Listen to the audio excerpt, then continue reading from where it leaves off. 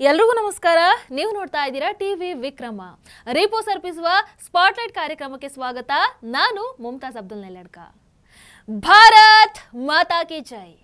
ವೀಕ್ಷಕರೇ, ನಾವದಿಷ್ಟು ಪುಣ್ಯವಂತರಲ್ವಾ? 500 ವರ್ಷಗಳ ಕಾಯುವಿಕೆಯ ನಂತರ ರಾಮ ಮಂದಿರ ನಿರ್ಮಾಣ ಆಗತ್ತೆ. ಜಮ್ಮು ಕಾಶ್ಮೀರಕ್ಕೆ ಅಂಟಿದ್ದಂತಹ ಕಳಂಕ ಆರ್ಟಿಕಲ್ 370 ಮರೆಯಾಗಿ ಹೋಗುತ್ತೆ. ಮೋದಿಜಿಯಂತಹ ಒಬ್ಬ ಅದ್ಭುತ ದೇಶ ಪ್ರೇಮಿ ಸನಾತನಿ ಪ್ರಧಾನಿ ನಮಗೆ ಸಿಗ್ತಾರೆ. ಈಗ ರಾಷ್ಟ್ರೀಯ ಸ್ವಯಂ ಸೇವಕ ಸಂಘ ಶತಕದ ಸಂಭ್ರಮವನ್ನು ಆಚರಿಸ್ತಾ ಇದೆ. ಇವೆಲ್ಲವನ್ನ ನಮಗೆ ಕಣ್ತುಂಬಿಕೊಳ್ಳುವಂತ ಅವಕಾಶ ಸಿಕ್ಕಿದೆ. ನಾವದಿಷ್ಟು ಪುಣ್ಯವಂತರಲ್ವಾ? ನಿಜಕ್ಕೂ ನಮ್ಮದೊಂದು ಲಕ್ಕಿ ಜನರೇಷನ್ ಅಂತ ಹೇಳಿದ್ರೆ ಖಂಡಿತವಾಗ್ಲೂ ತಪ್ಪಾಗಲ್ಲ. ನಾವೇ ಧನ್ಯರು ಅಂತ ಹೇಳಿದ್ರು ಖಂಡಿತವಾಗ್ಲೂ ತಪ್ಪಾಗಲ್ಲ.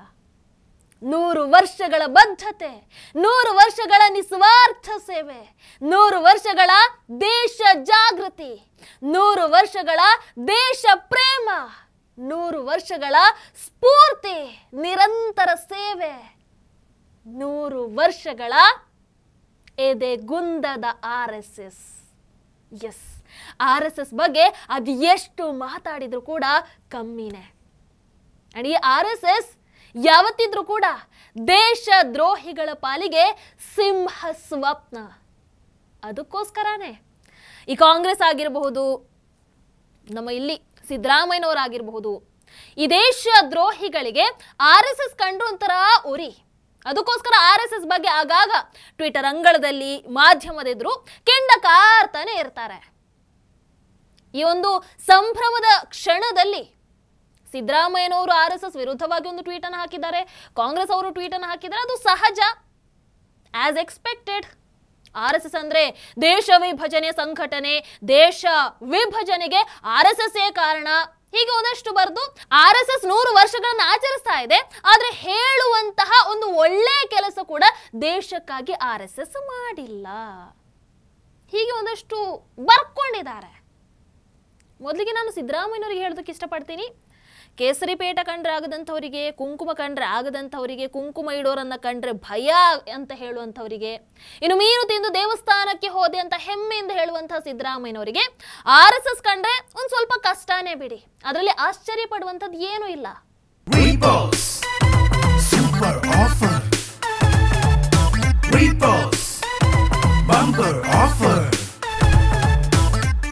ರೀಪೋಸ್ ಮ್ಯಾಟ್ರೆಸ್ ಅನ್ನು ಖರೀದಿಸಿ ಸ್ಮಾರ್ಟ್ ಟಿವಿಯನ್ನು ಉಚಿತವಾಗಿ ಪಡೆಯಿರಿ. ರೀಪೋಸ್ ಮ್ಯಾಟ್ರೆಸ್. ಇನ್ನು ಈ ಒಂದು ಟ್ವೀಟ್ ಬಗ್ಗೆ ಹೇಳ್ತೀನಿ. ನೀವು ಈ ರೀತಿ ಬರೆಯೋ ಮೊದಲು ಇತಿಹಾಸವನ್ನು ಒಂದು ಸ್ವಲ್ಪ ತಿರುವಿ ನೋಡಿ ಕಾಂಗ್ರೆಸ್ಸಿಗರೇ. ಭಾರತವನ್ನ ವಿಭಜಿಸಿದ್ದು RSS ಅಲ್ಲ, ಭಾರತವನ್ನ ವಿಭಜಿಸಿದ್ದು ನೀವುಗಳು. ಭಾರತವನ್ನ ವಿಭಜಿಸಿದ್ದು ನೆಹರು ಕಾಂಗ್ರೆಸ್ಸಿಗರು. ಭಾರತವನ್ನ ವಿಭಜಿಸಿದ್ದು ಮಾಜಿ ಕಾಂಗ್ರೆಸ್ಸಿಗ ಜಿನ್ನಾ. ಯಾಕೆ? ನಿಮ್ಮ ಕರ್ಮಕಾಂಡ ನೀವೇ ಮರೆತು ಬಿಟ್ರಾ? ನಿಮ್ಮ ಯೋಗ್ಯತೆಗೆ ನೀವು ಸ್ವಾತಂತ್ರ್ಯ ಹೋರಾಟದಲ್ಲಿ RSS ಭಾಗಿಯಾಗಿಲ್ಲ ಅಂತ ಸುಳ್ಳು ಹೇಳ್ಕೊಂಡು ಓಡಾಡ್ತಾ ಇದ್ದೀರಾ. ಆದ್ರೆ ನಾನು ನಿಮಗೆ ಪ್ರಶ್ನೆಯನ್ನ ಕೇಳಬೇಕು, ದೇಶವನ್ನು ಒಡೆದಂಥವ್ರು ಯಾರು? ಕಾಂಗ್ರೆಸ್ ಅಲ್ವಾ? ಪಾಕಿಸ್ತಾನ ಸೃಷ್ಟಿಗೆ ಸಹಿ ಹಾಕಿದಂಥವ್ರು ಯಾರು? ನೆಹರು ಕಾಂಗ್ರೆಸ್ ಅಲ್ವಾ? ಅಲ್ಲಿ ಯಾರ ದುರಾಸೆ ಲಕ್ಷಾಂತರ ಹಿಂದೂಗಳ, ಮುಸಲ್ಮಾನರ ಸಾವಿಗೆ ಕಾರಣ ಆಯ್ತು? ಒನ್ಸ್ ಅಗೇನ್ ಕಾಂಗ್ರೆಸ್ ಅಲ್ವಾ? RSS ಅನ್ನ ಬ್ರಿಟಿಷ್ ಏಜೆಂಟ್ ಅಂತ ಕರೆಯುವಂತಹ ಕಾಂಗ್ರೆಸ್ ನಮಗೊಂದು ಸ್ವಲ್ಪ ವಿವರಿಸಬೇಕು. ಬ್ರಿಟಿಷರು ಯಾಕೆ ಕಾಂಗ್ರೆಸ್ ಅನ್ನ ಜೈಲಿಗೆ ಹಾಕಿದ್ರು ಕೂಡ ಅವರನ್ನ ಅತಿಥಿಗಳ ಹಾಗೆ ಟ್ರೀಟ್ ಮಾಡ್ತಾ ಇದ್ರು? ಯಾಕಂದ್ರೆ ಕಾಂಗ್ರೆಸ್ಸಿನ ಕೆಲಸ ಅಧಿಕಾರವನ್ನ ಪಡೆಯೋದಾಗಿತ್ತು, ಮೋಸದಿಂದ ಅಧಿಕಾರವನ್ನ ಪಡೆಯೋದಾಗಿತ್ತು. ಆದ್ರೆ RSSನ ಕೆಲಸ ಸಮಾಜವನ್ನ ಸಂಘಟಿಸೋದು, ದೇಶವನ್ನ ಒಗ್ಗೂಡಿಸೋದು, ದೇಶ ಪ್ರೇಮವನ್ನ ಬಿತ್ತರಿಸೋದು. ನೆನಪಿರಲಿ ವೀಕ್ಷಕರೇ, 56,859 ನಿತ್ಯ ಶಾಖೆಗಳು, 3,000 ಪೂರ್ಣಾವಧಿ ಪ್ರಚಾರಕರು, 60 ಲಕ್ಷ ಸಂಘದ ಸಕ್ರಿಯ ಕಾರ್ಯಕರ್ತರು, 14 ಕೋಟಿ ಬಿಜೆಪಿ ಕಾರ್ಯಕರ್ತರು, 35 ಲಕ್ಷ ABVP ಕಾರ್ಯಕರ್ತರು, 68 ಲಕ್ಷ ವಿಶ್ವ ಹಿಂದೂ ಪರಿಷತ್ ಕಾರ್ಯಕರ್ತರು, 1.45 ಕೋಟಿ ಕಿಸಾನ್ ಸಂಘ ಕಾರ್ಯಕರ್ತರು, 1.2 ಕೋಟಿ BMS ಕಾರ್ಯಕರ್ತರು, 23,000 ವಿದ್ಯಾಭಾರತಿ ಶಾಲಾ ಕಾಲೇಜುಗಳು, 39 ಲಕ್ಷಕ್ಕೂ ಹೆಚ್ಚು ವಿದ್ಯಾರ್ಥಿಗಳು, 1,41,000ಕ್ಕೂ ಹೆಚ್ಚು ಶಿಕ್ಷಕರು, 18 ರಾಜ್ಯಗಳಲ್ಲಿ ಕೇಂದ್ರಾಧಿಕಾರ, 2,000ಕ್ಕೂ ಹೆಚ್ಚು MLA ಎಂಪಿಗಳು, 99 ವರ್ಷದಲ್ಲಿ ಅದೆಷ್ಟೋ ಕಾರ್ಯಕರ್ತರ ತ್ಯಾಗ ಬಲಿದಾನದಿಂದ RSS ಇವತ್ತು ಈ ಮಟ್ಟಕ್ಕೆ ಬೆಳೆದು ನಿಂತಿದೆ. ಇನ್ನು ಕೂಡ ಎತ್ತರಕ್ಕೆ ಬೆಳೆಯುತ್ತೆ, ನೋ ಮ್ಯಾಟರ್ ವಾಟ್.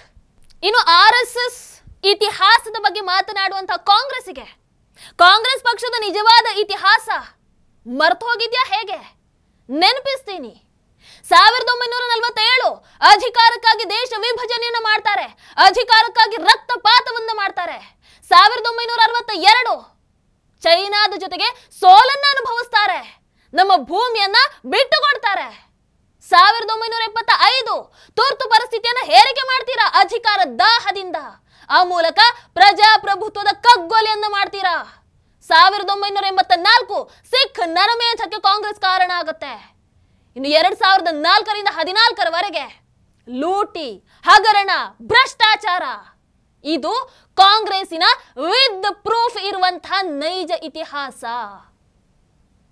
ಸ್ವಾತಂತ್ರ್ಯ ನಂತರ ದೇಶ ವಿಭಜನೆ, ಹಿಂದೂಗಳಿಗೆ ದ್ರೋಹ, ಸೋಮನಾಥ ದೇವಸ್ಥಾನದಿಂದ ಹಿಡಿದು ರಾಮ ಮಂದಿರದವರೆಗೆ ನೀವು ವಿರೋಧ ಮಾಡಿದ ರೀತಿ, ಸಂವಿಧಾನದ ಹೆಸರಲ್ಲಿ ನೀವು ಎಸಗಿದಂತಹ ಅನಾಚಾರ, ಒಳನು ಸುಳುವಿಕೆ, ಬಡತನ, ಗಲಭೆ, ಹಿಂದೂ ಹತ್ಯಾಕಾಂಡ, ಮತಾಂತರ, ಸನಾತನ ಧರ್ಮದ ಅಳಿವಿಗೆ ನಿಮ್ಮ ಪ್ರಯತ್ನ, ಭಾರತದ ಅಸ್ತಿತ್ವದ ಮೇಲಿನ ನಿಮ್ಮ ದಾಳಿ, ಇದು ಕಾಂಗ್ರೆಸ್ನ ನೈಜ ಇತಿಹಾಸ.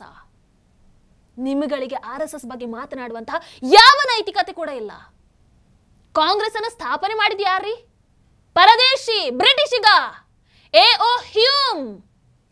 RSS ಅನ್ನು ಸ್ಥಾಪನೆ ಮಾಡಿದ ಯಾರು? ಭಾರತೀಯ, ಇದೇ ಮಣ್ಣಿನ ಮಗ ಡಾಕ್ಟರ್ ಕೇಶವ ಬಲಿರಾಮ್ ಹೆಗ್ಡೆವಾರ್ಜಿ ಅವರು. ಕಾಂಗ್ರೆಸ್ ಬ್ರಿಟಿಷರ ಹಿತಾಸಕ್ತಿಗಳನ್ನ ಪೂರೈಸೋದಕ್ಕೆ ರಚಿಸಲಾಗಿತ್ತು. ಇವತ್ತಿಗೂ ಕೂಡ ಕಾಂಗ್ರೆಸ್ ಅವೆಲ್ಲವನ್ನ ಚಾಚೂ ತಪ್ಪದೆ ಪಾಲನೆ ಮಾಡ್ತಾ ಇದೆ. ಈಗಲೂ ಈ ದೇಶದವರೇ ಅಲ್ಲದಂತಹ ಒಬ್ಬ ವಿದೇಶಿಯಿಂದಾನೇ ಕಾಂಗ್ರೆಸ್ ನಡೀತಾ ಇದೆ, ಹೌದಲ್ವೋ? ಹಾಗಿರುವಾಗ ನನ್ನ ದೇಶದ, ನನ್ನ ಮಣ್ಣಿನ RSS ಬಗ್ಗೆ ಮಾತನಾಡುವಂತಹ ಯಾವ ನೈತಿಕ ಹಕ್ಕು ಕೂಡ ಕಾಂಗ್ರೆಸ್ಸಿಗೆ ಇಲ್ಲ. ಅಂಡ್ ಇನ್ನೊಂದು ನೆನಪಿರಲಿ, ಇದೇ ಕಾಂಗ್ರೆಸ್, ಇದೇ ನೆಹರು ಅವರು ಅವತ್ತು RSS ಅನ್ನ ಪ್ರೀತಿಸ್ತಾ ಇದ್ರು. RSS ಅನ್ನ ದೇಶ ಸೇವೆಯಲ್ಲಿ ಬಹುಮುಖ್ಯ ಅಂತ ಪರಿಗಣಿಸಿದ್ರು. ಉದಾಹರಣೆ ಕೊಡ್ತೀನಿ. ಈ ಒಂದು ಲೆಟರ್ ಅನ್ನು ನೋಡಿ. ಇದು 1947ರ ಸೆಪ್ಟೆಂಬರ್, ಅಂದ್ರೆ ಸ್ವಾತಂತ್ರ್ಯ ಸಿಕ್ಕ ಕೆಲವೇ ದಿನಗಳಲ್ಲಿ ಅವತ್ತಿನ ರಕ್ಷಣಾ ಸಚಿವ ಬಲದೇವ್ ಸಿಂಗ್ ಗೃಹ ಸಚಿವಾಲಯಕ್ಕೆ ಬರೆದಂತಹ ಪತ್ರ. ಅದರಲ್ಲೂ ಗೃಹ ಸಚಿವರಾದಂತಹ ಸರ್ದಾರ್ ವಲ್ಲಭಭಾಯ್ ಪಟೇಲ್ ಅವರಿಗೆ ಬರೆದಂತಹ ಪತ್ರ. ಏನಿತ್ತು ಆ ಪತ್ರದಲ್ಲಿ?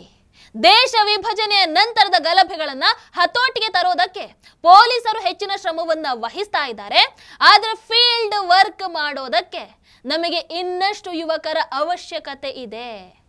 ಹಾಗಾಗಿ RSS ಮುಖ್ಯಸ್ಥರಾದಂತಹ ಗೋಲ್ವಾಲ್ಕರ್ ಜಿ ಅವರನ್ನ ಸಂಪರ್ಕ ಮಾಡಿ ನಾವು RSS ಕಾರ್ಯಕರ್ತರನ್ನ ಹಿಂದೂ, ಅದೇ ರೀತಿ ಸಿಖ್ ಹೆಣ್ಣು ಮಕ್ಕಳ ರಕ್ಷಣೆಗೆ ಬಳಸಿಕೊಳ್ಳಬಹುದು. ಅಂದ್ರೆ ಅವತ್ತಿನ ಕಾಂಗ್ರೆಸ್ ನಾಯಕರಿಗೆ RSS ಏನು, RSS ತಾಕತ್ ಏನನ್ನುವಂಥದ್ದು ಗೊತ್ತಿತ್ತು. RSS ಅಂದ್ರೆ ದೇಶ ಸೇವೆ, RSS ಅಂದ್ರೆ ದೇಶ ಭಕ್ತಿ ಅನ್ನುವಂಥದ್ದು ಅವ್ರಿಗೆ ಗೊತ್ತಿತ್ತು. ಆದ್ರೆ ಈಗಿನ ಕಾಂಗ್ರೆಸ್ಸಿಗೆ ಇದು ಅರ್ಥ ಆಗಲ್ವಲ್ಲ. ಯಾಕೆ? ನೀವುಗಳು ಯಾಕೆ ಹೊರ್ಕೊಳ್ತಾ ಇದ್ದೀರಾ? ಅಯ್ಯೋ, RSS ಇಷ್ಟು ಬಲಿಷ್ಠವಾಗಿ ಬೆಳೆದು ಬಿಡ್ತಲ್ವಾ, ನಮ್ಮಿಂದ ಎಷ್ಟು ತಡೆದ್ರು ಕೂಡ ಸಾಧ್ಯ ಆಗ್ಲಿಲ್ವಲ್ಲ ಅನ್ನುವಂತಹ ನೋವು ನಿಮ್ಮಗಳಿಗೆ, ಹೌದಾ? ವೀಕ್ಷಕರು, ಇನ್ನು ನೆಹರು ಅವರು RSS ಅನ್ನ ಗಣರಾಜ್ಯೋತ್ಸವ ಪೆರೇಡ್ಗೆ ಭಾಗವಹಿಸೋದಕ್ಕೆ ಆಹ್ವಾನವನ್ನ ಕೊಡ್ತಾರೆ. ಯಾಕೆ ಆಹ್ವಾನವನ್ನ ಕೊಡ್ತಾರೆ? ಭಾರತ ಚೈನಾ ಯುದ್ಧದ ಸಂದರ್ಭದಲ್ಲಿ ಇದೇ RSS ಭಾರತೀಯ ಸೇನೆಯ ಜೊತೆಗೆ ಬಲಗೈಯಾಗಿ ನಿಂತಿತ್ತು, ಶಕ್ತಿಯಾಗಿ ನಿಂತಿತ್ತು. ಇನ್ನು ನಿಮ್ಮ ಉಕ್ಕಿನ ಮಹಿಳೆ ಇಂದಿರಾ ಗಾಂಧಿ ಅವರು ಕೂಡ RSS ಅನ್ನ ತೊಳೆಯುವಂತಹ ಎಷ್ಟೇ ಪ್ರಯತ್ನ ಮಾಡಿದ್ರು ಕೂಡ RSSನ ದೇಶ ಸೇವೆಗೆ ಸೋತು ಕನ್ಯಾಕುಮಾರಿಯಲ್ಲಿ RSS ಕಾರ್ಯಕ್ರಮಕ್ಕೆ ಉದ್ಘಾಟಕರಾಗಿ ಹೋಗಿದ್ರು. ವೀಕ್ಷಕರ, ಇನ್ನೊಂದು ವಾದ ಇದೆ. RSS ಹಿಂದೂಗಳ ಪರ ಮಾತ್ರ ಅಂತ. RSS ಹಿಂದೂಗಳ ಪರವಾಗಿ ಇದೆ ಅನ್ನುವಂಥದ್ದು ಸತ್ಯ ಆಗಿದ್ದಿದ್ರೆ ಈ ಒಂದು ಫೋಟೋವನ್ನ ನೋಡಿ. ಇದರ ಬಗ್ಗೆ ಏನು ಹೇಳ್ತೀರಾ? ಅಯ್ಯೋ, ನೀವು ಮುಸ್ಲಿಂ, ನಾವು RSS, ನಮಗೂ ನಿಮಗೂ ಆಗಿ ಬರಲ್ಲ, ನಿಮಗೆ ಸಹಾಯವನ್ನ ಮಾಡಲ್ಲ ಅಂತ ಕಳಿಸಿಕೊಟ್ಟಿಲ್ಲ ಅಲ್ವಾ? ಧರ್ಮವನ್ನ ಕೂಡ ಮೀರಿ ಮಾನವೀಯತೆಯನ್ನು ನೋಡುವಂತ ಒಂದು ಸಂಘ ಅಂತ ಹೇಳಿದ್ರೆ ಅದು RSS. ಸಂಘದಲ್ಲಿ ಕಲಿಸುವಂಥದ್ದು ಈ ದೇಶದ ಅಖಂಡತೆಯ ಬಗ್ಗೆ. ಹಾಗಾಗಿ RSS ಹಿಂದೂಗಳಿಗೆ ಮಾತ್ರ ಸೀಮಿತ ಅನ್ನೋದಾಗಿದ್ರೆ ಇಂಥದ್ದು ನಮಗೆ ನೋಡೋದಕ್ಕೆ ಸಿಗ್ತಾ ಇರಲಿಲ್ಲ. ಇನ್ನು ಈಗ ಹಿಂದೂ ರಾಷ್ಟ್ರದ ಕನಸು ಇದೆಯಲ್ವಾ, ಆ ಕನಸು ಕನಸಾಗಿ ಉಳ್ಕೊಳ್ತಾ ಇರಲಿಲ್ಲ, ಯಾವತ್ತೂ ನನಸಾಗಿರೋದದು.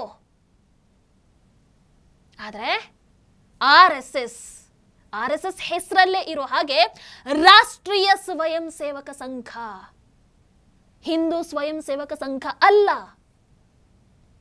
ನಮ್ಮ ದೇಶದಲ್ಲಿ ಒಂದಷ್ಟು ಸಂಘಟನೆಗಳಿವೆ, ಇದು ಮುಸಲ್ಮಾನರಿಗೆ ಸೀಮಿತ. ಇನ್ನೊಂದಷ್ಟು ಸಂಘಟನೆಗಳು ಭಯೋತ್ಪಾದನೆಗೆ ಹೆಸರುವಾಸಿ ಆಗಿರುತ್ತವೆ. ಆದ್ರೆ ಅವುಗಳ ಬಗ್ಗೆ ಯಾರಿಗೂ ಒಂದು ಚಿಂತೆ ಇಲ್ಲ, ಅದರ ಬಗ್ಗೆ ಯಾರು ಒಂದು ಮಾತು ಆಡಲ್ಲ. ಆದ್ರೆ ಸೇವೆ ಎಂಬ ಯಜ್ಞದಲ್ಲಿ ಸಮಿಧೆಯಂತೆ ಉರಿಯುವಂತ ನಿಸ್ವಾರ್ಥವಾಗಿ ಸೇವೆಯನ್ನು ಸಲ್ಲಿಸ್ತಾ ಇರುವಂತಹ RSS ಅನ್ನ ಕಂಡ್ರೆ ಉರಿ. RSSಗೆ ನೂರಾರು ಹೆಸರುಗಳು. ಆದ್ರೆ ಆ ನೂರಾರು ಹೆಸರು, ಆ ನೂರಾರು ಅಡೆತಡೆ, ಆ ನೂರಾರು ಆತಂಕ, ಕಷ್ಟ, ಇವೆಲ್ಲವನ್ನ ಗಟ್ಟಿಯಾಗಿ ಮೆಟ್ಟಿ ನಿಂತು RSS ಇವತ್ತು 100 ವರ್ಷಗಳನ್ನ ಪೂರೈಸಿದೆ ಅಂತ ಹೇಳಿದ್ರೆ ಅದು ರೀ RSSನ ತಾಕತ್ತು ಅಂತ ಹೇಳಿದ್ರೆ. RSS ಸಂಘ ಅದು ಈ ದೇಶದ ಅಂಗ. ಒಬ್ಬ ಸುಪ್ರೀಂ ಕೋರ್ಟ್ ಜಡ್ಜ್ ದೇಶ ಸೇವೆಯ ವಿಚಾರ ಅಂತ ಬಂದಾಗ ಭಾರತೀಯ ಸೇನೆಯ ನಂತರದ ಸ್ಥಾನ RSSಗೆ ಹೋಗಬೇಕು ಅಂತ ಹೇಳ್ತಾರಲ್ವಾ, ಅದು ರೀ RSSನ ತಾಕತ್ತು ಅಂದ್ರೆ. ಆರಂಭದಿಂದ ಇಲ್ಲಿವರೆಗೆ RSSನ ಇತಿಹಾಸವನ್ನು ಒಂದು ಬಾರಿ ನೋಡಿ. ವಿಭಜನೆಯ ಸಂದರ್ಭದಲ್ಲಿ ನಿರಾಶ್ರಿತರಿಗೆ ಸೇವೆ ಸಲ್ಲಿಸಿದ್ದಾಗಿರಬಹುದು, ಪ್ರತಿ ಯುದ್ಧದಲ್ಲೂ ಕೂಡ ಸೈನ್ಯಕ್ಕೆ ತಮ್ಮಿಂದಾದಂತಹ ಎಲ್ಲ ಸಹಾಯವನ್ನು ಮಾಡಿ ಗಟ್ಟಿಯಾಗಿ ನಿಂತಿದ್ದಾಗಿರಬಹುದು, ಕೊರೋನಾ ಸಂದರ್ಭದ ಸಹಾಯ ಆಗಿರಬಹುದು, ಶಿಕ್ಷಣ, ಸಂಸ್ಕೃತಿ, ರಾಷ್ಟ್ರ ನಿರ್ಮಾಣಕ್ಕಾಗಿ ಸ್ವಾರ್ಥದ ಹಂಗಿಲ್ಲದೆ ಸೇವೆ ಸಲ್ಲಿಸಿದ್ದಾಗಿರಬಹುದು. ಒಂದ ಎರಡ RSSನಲ್ಲಿ ಅಧಿಕಾರಕ್ಕಾಗಿ ಹಸಿವಿಲ್ಲ ರೀ, ಅಲ್ಲಿ ಹಸಿವಿರುವಂಥದ್ದು ರಾಷ್ಟ್ರೀಯ ಹಿತಾಸಕ್ತಿಗಾಗಿ ಮಾತ್ರ. RSSನಲ್ಲಿ ಹಸಿವಿರುವಂಥದ್ದು ರಾಷ್ಟ್ರ ನಿರ್ಮಾಣಕ್ಕೆ ಮಾತ್ರ. ಇದೋರಿ RSS. ಇಂತಹ RSS ಬಗ್ಗೆ ಯಾರಾದ್ರೂ ಕೆಟ್ಟದಾಗಿ ಮಾತಾಡ್ತಾರೆ ಅಂತ ಹೇಳಿದ್ರೆ ಅದು ಅವರ ಯೋಗ್ಯತೆಯನ್ನು ತೋರಿಸುತ್ತೆ.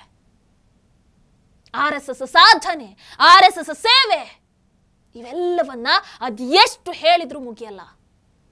RSS ಒಂದು ಸಂಘ ಅಲ್ಲ, ಮತ್ತೆ ಹೇಳ್ತೀನಿ, ಅದೊಂದು ಶಕ್ತಿ. RSS ಈ ದೇಶದ ಅಂಗ. ಸ್ವಾತಂತ್ರ್ಯ ಸಂಗ್ರಾಮ, ದೇಶ ವಿಭಜನೆ, ಗಲಭೆ, ಯುದ್ಧ ಭೂಮಿ, ನೈಸರ್ಗಿಕ ವಿಕೋಪ, ಎಲ್ಲೇ ಆಗಲಿ ಜನ ಸಂಕಷ್ಟದಲ್ಲಿ ಇದ್ದಾರೆ ಅಂತ ಹೇಳಿದ್ರೆ ಅಲ್ಲಿ RSS ಹಾಜರಾಗೇ ಆಗಿರತ್ತೆ.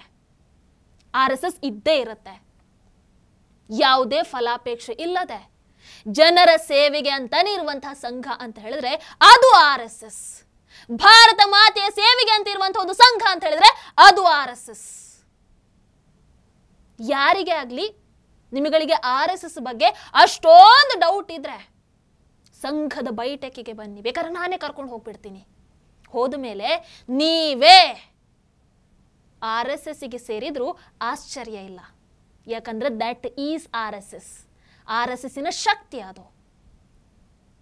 100 ವರ್ಷಗಳನ್ನು ಪೂರೈಸಿರುವಂತಹ RSS ಇನ್ನು ಸಾವಿರ ವರ್ಷಗಳನ್ನ ಪೂರೈಕೆ ಮಾಡಲಿ. ದೇಶ ಸೇವೆ, ಧರ್ಮ ಸೇವೆಗೆ ಇನ್ನೊಂದು ಹೆಸರಾಗಿರುವಂತಹ RSS ಇನ್ನಷ್ಟು ಬಲಿಷ್ಠವಾಗಿ ಬೆಳೆಯಲಿ ಅಂತ ಈ RSSನ 100 ವರ್ಷಗಳ ಸಂಭ್ರಮದ ಕ್ಷಣದಲ್ಲಿ ನಾನು ಆಶಿಸ್ತೀನಿ. ಭಾರತ್ ಮಾತಾ ಕಿ ಜೈ. Repost Super Offer. Repost Bumper Offer. Repose mattress ಅನ್ನು ಖರೀದಿಸಿ ಸ್ಮಾರ್ಟ್ ಟಿವಿಯನ್ನು ಉಚಿತವಾಗಿ ಪಡೆಯಿರಿ. ರೀಪೋಸ್ ಮ್ಯಾಟ್ರೆಸ್. ಟಿವಿ ವಿಕ್ರಮ, ದೇಶ ನಿಮ್ಮ ಕೈಯಲ್ಲಿ.